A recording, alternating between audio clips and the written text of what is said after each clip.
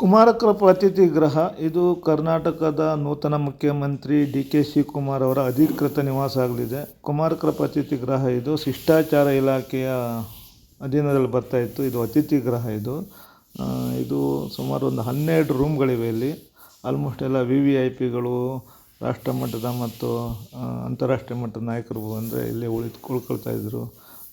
ಅಡ್ವಾಣಿ ಇಲ್ಲಿ ಉಳಿದಿದ್ರು ಮತ್ತು ಹೆಚ್ಚಾಗಿ ಎಲ್ಲ ಕೇಂದ್ರ ಸಚಿವರು ಈ ಅತಿಥಿ ಗೃಹದಲ್ಲಿ ಉಳಿತಾಯಿದ್ರು. ಈ ಅತಿಥಿ ಗೃಹದ ಒಂದು ಇತಿಹಾಸ ಅಂದರೆ ಇದನ್ನು ಕೆ ಶೇಷಾದ್ರಿ ಅಯ್ಯರ್ ಅವರು ನಿರ್ಮಾಣ ಮಾಡಿದರು. ಇವರು ಮೈಸೂರಿನ ದಿವಾನ ಆಗಿದ್ದರು. ಕೆ ಶೇಷಾದ್ರಿ ಅಯ್ಯರ್ನವರು ಈ ಅತಿಥಿ ಗೃಹ ನಿರ್ಮಾಣ ಮಾಡಿರ್ತಾರೆ. ಇವರು ಮೈಸೂರಿನ ದಿವಾನ ಆಗಿದ್ದರು.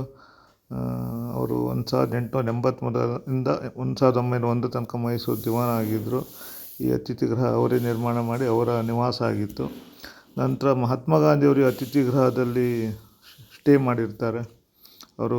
ಅವರಿಗೆ ಹೆಲ್ತು ಸಮಸ್ಯೆ ಆದಾಗ ಈ ಅತಿಥಿ ಗೃಹದಲ್ಲಿ, ಕುಮಾರಕೃಪ ಅತಿಥಿ ಗೃಹದಲ್ಲಿ ಸ್ಟೇ ಮಾಡಿರ್ತಾರೆ.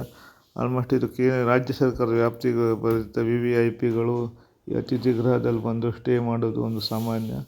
ಒಂದು ಹೆರಿಟೇಜ್ ಬಿಲ್ಡಿಂಗ್ ಅಂತ, ಒಂದು ಪಾರಂಪರಿಕ ಕಟ್ಟಡ ಅಂತಲೇ ಇದನ್ನು ಮಾಡ್ತಾರೆ ಕುಮಾರಕೃಪ ಅತಿಥಿ ಗೃಹ.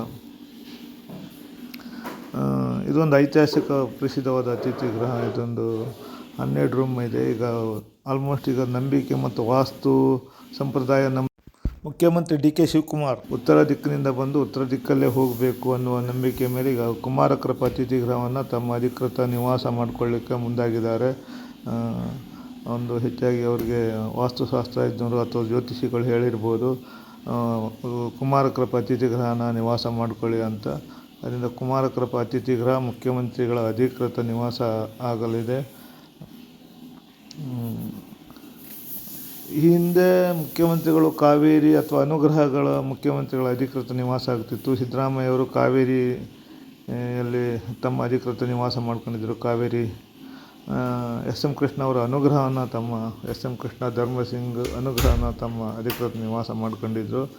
ಈಗ ಅದನ್ನೆಲ್ಲ ಆ ಸಂಪ್ರದಾಯಗಳನ್ನು ಮೀರಿ ಈಗ ಮುಖ್ಯಮಂತ್ರಿ ಡಿ.ಕೆ. ಶಿವಕುಮಾರ್ ಅವರು ಕುಮಾರಕೃಪ ಅತಿಥಿ ಗೃಹವನ್ನು ತಮ್ಮ ಅಧಿಕೃತ ನಿವಾಸ ಮಾಡಿಕೊಳ್ಳಿಕ್ಕೆ ಹೊಂಟಿದ್ದಾರೆ.